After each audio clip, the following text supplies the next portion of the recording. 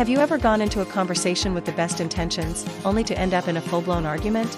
You started by wanting to solve a problem or simply share how you feel, but somehow it turned into raised voices, defensive walls, and silence that lasts for hours, or even days. Communication is supposed to connect us, but sometimes it feels like it just tears us apart.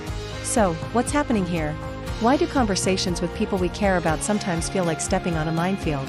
And how do we express ourselves honestly without turning every disagreement into a battle? Today, we're going to break down the psychology of conflict and learn how to communicate in a way that reduces tension, builds understanding, and keeps your relationship strong, even when you don't see eye to eye. Arguments usually don't start because of what we say but because of how we say it. Our brain is wired to detect threat, even in tone and body language. When someone feels attacked, criticized, or misunderstood, their natural response is to defend themselves. That's why even simple phrases like, "You never listen to me," or "Why do you always do this?" instantly raise emotional walls. The first step to communicating without starting an argument is shifting your mindset from winning to understanding. If you go into a conversation thinking, "I need to prove I'm right," you're already setting up a battle. Instead, focus on curiosity. "I want to understand your perspective and share mine clearly." 1. Use "I" statements instead of "you." Attacks saying, "You make me so angry when you ignore me," instantly puts the other person on defense. Instead, say, "I feel hurt when I don't feel heard." Notice how it shifts from blame to sharing your feelings. This small change reduces emotional tension and invites empathy rather than argument. 2. Watch your tone and body language. Research shows that more than half of communication is nonverbal. Rolling your eyes, crossing your arms, or speaking with a sarcastic tone can escalate things quickly, even if your words are calm.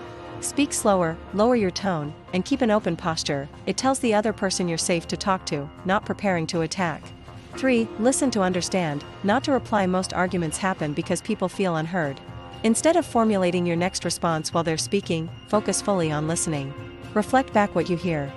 "So you saying you felt ignored when I didn't text back, right?" This shows respect and validates their perspective, which naturally lowers defensiveness. 4. Pause before reacting. If emotions are running high, take a moment.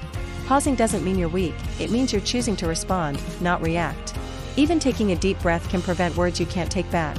5. Focus on solutions, not just problems. Arguments often go in circles because people dwell on what went wrong instead of how to fix it.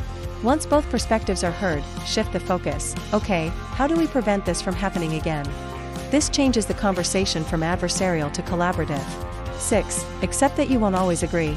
Healthy communication doesn't mean you'll agree on everything. Sometimes, agreeing to disagree is the healthiest outcome.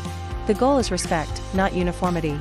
When you communicate with the intent to understand rather than to attack, something powerful happens. Conversations feel safer, emotions calm down faster, and solutions become easier to find.